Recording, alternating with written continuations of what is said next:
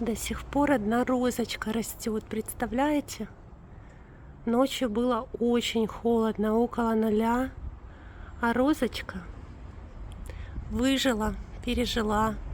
И даже еще, смотрите, маленькие 3 штучки собираются распуститься. Наверное, уже не распустятся. Это последняя розочка во дворе этого лета. Доброго всем дня! Сегодня у нас 11 октября 2023 года. Харьков. Я продолжаю свой видеодневник. У нас прекрасное небо чистое, погода отличная. Падают листочки, как вы можете видеть, уже красные, желтые. В общем, настоящие краски осени. Но очень холодно. Сейчас 5 градусов тепла, хочется одеть куртку. И так и нужно сделать. Уже нужно одеваться тепло, потому что нужно беречь себя. Сейчас буйствуют разные вирусы, и резкий перепад температуры, кстати, переохлаждение приводит к тому, что вот у меня лично уже немного побаливает горло. Нужно беречься. Как вы могли видеть из первых кадров, у меня до сих пор во дворе растет розочка, и даже у нее есть 3 детки. Как она пережила такие уже нелегкие погодные условия, это говорит о том, что жизнь побеждает. Все побеждает, где бы она ни находилась, побеждает все. И я очень надеюсь, что эти все-таки 3 маленьких розочки еще распустятся. Еще говорят, что будет чуть-чуть пару теплых денечков, но не знаю, дай бог, чтобы вот эти вот холода не убили ее. Я вам расскажу, сейчас листики падают. У меня был телефонный звонок, который подпортил мне немного настроение, но об этом чуть позже. Вы спрашивали по поводу вируса всеми нашумевшего, который атакует и буйствует планету Земля. А уже буйствует на планете несколько лет. В общем, привиты ли мы, дети, я от этого вируса и от гриппа? Нет, мы не привиты. У моих детей есть все прививки, которые должны быть. И я привита с детства, Нора привита, Амиран привит, и мой муж привит. В общем, мы все прививались всеми прививками, которые должны быть у человека. От столбняка, от коклюша, от дифтерии, от чего там еще, от туберкулеза и так далее, да, от этого всего мы привиты, дети привиты. От вот этого вот вируса непонятного у нас не прививался никто, и я не собираюсь прививаться от этого вируса. Это наша позиция, я никого не призываю, не агитирую. Вы вправе действовать и должны действовать так, как вам приходит в вашу голову. Никого не слушать, опираться чисто на свой мозг.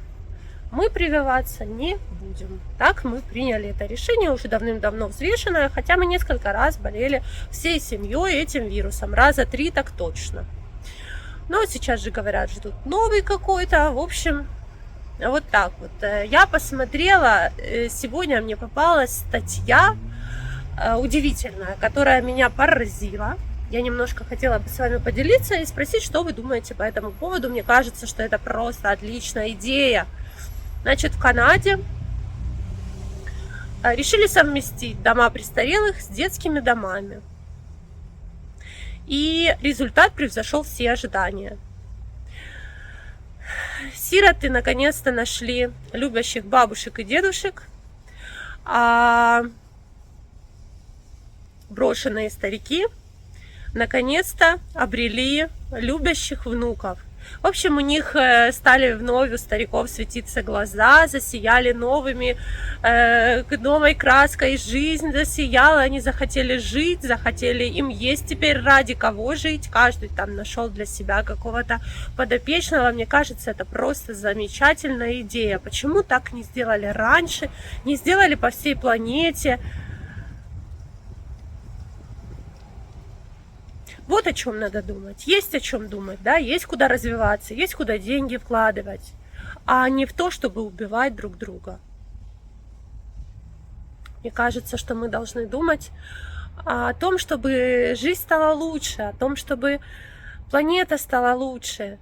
Есть столько разных вариантов и идей, как все улучшить, потому что мы же уже живем в новой эре, в 2023 году, и очень грустно наблюдать за тем, как мы все сами разрушаем и катимся в какую-то просто бездну.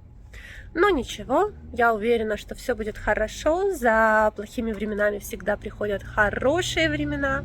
Просто выпало на нашу долю такие вот сложные испытания. Ничего страшного, мы их преодолеем. Главное, как я всегда говорю, и себе, и детям, я об этом твержу каждый день.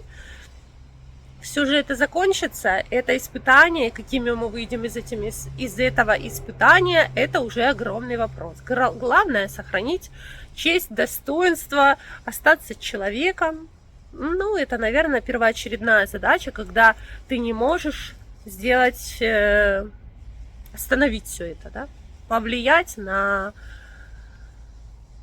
глобально на все. Так, и что же мне был за звонок? Сейчас я вам расскажу, а то я так сейчас увлекусь и вообще забуду рассказать. Звонят с Харькова Энерго и говорят: вот у вас долг, срочно заплатите в 3-дневный срок, иначе будет вам отключение. А я плачу по чуть-чуть. У меня был страшный долг год назад, просто страшнейший. Ну, получается, что не платили вот с декабря. Последний платеж у меня был в декабре 2021 года, потом так как-то не платили, долг набежал, и потом я начала по чуть-чуть расплачиваться. Я плачу, потому что я прекрасно осознаю то, что коммунальные службы работают, они должны получать зарплату, там тоже люди, у них семьи, это все понятно. Но вот как-то вот так вот случилось, что был очень жаркий август.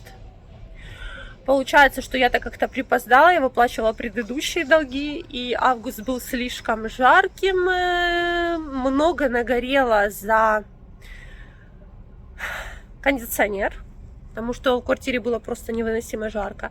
А теперь я постоянно включаю обогреватели. Получается, что уже, видно, намотала там такая определенная сумма в 3-дневный срок. Вот так вот уже раньше, до 2022 года, я не помню, чтобы на телефон звонили с Харькова Обленерго и требовали погасить долг. А сейчас, вот 2022-2023, это активно практикуется. Людей разыскивают, во что бы то ни стало, их достают, либо отключают свет. И кто сейчас скажет, что в военное время свет не отключают, я вам скажу, чушь собачья. У меня были знакомые, они есть, которым отрезали свет.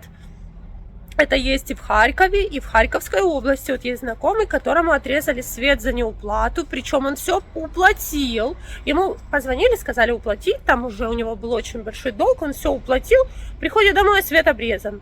А это такая вообще проблема, потом подключить этот свет, это нужно ждать эту бригаду, когда приедет бригада, то есть это по щелчку пальца не будет.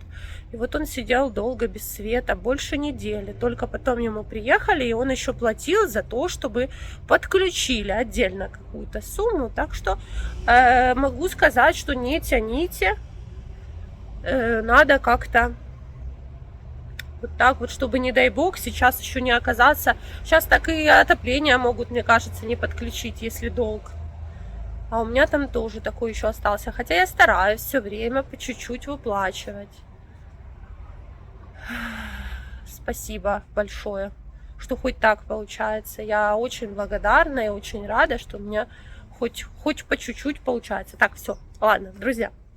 Все равно будет хорошо, я даже в этом не сомневаюсь. Посмотрите, какая вообще красивая погода, какие красивые листочки, цветочки. Сейчас нужно ходить и наслаждаться осенними денечками, особенно если нет дождя. А можно и под дождиком, можно взять зонтик и походить под дождиком, одеть резиновые сапожки и пошлепать по лужам. Это тоже, я считаю, прекрасное вообще. Нужно получать по максимуму от всего положительные эмоции.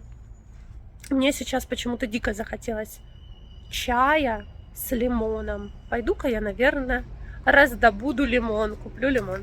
Всем хорошего дня, хорошего настроения, мирного неба, крепкого здоровья. И помните, самое главное, что все войны заканчиваются миром. Не забывайте поставить под видео лайк и подписаться на канал. Кто еще не подписан, мне будет приятна ваша подписка.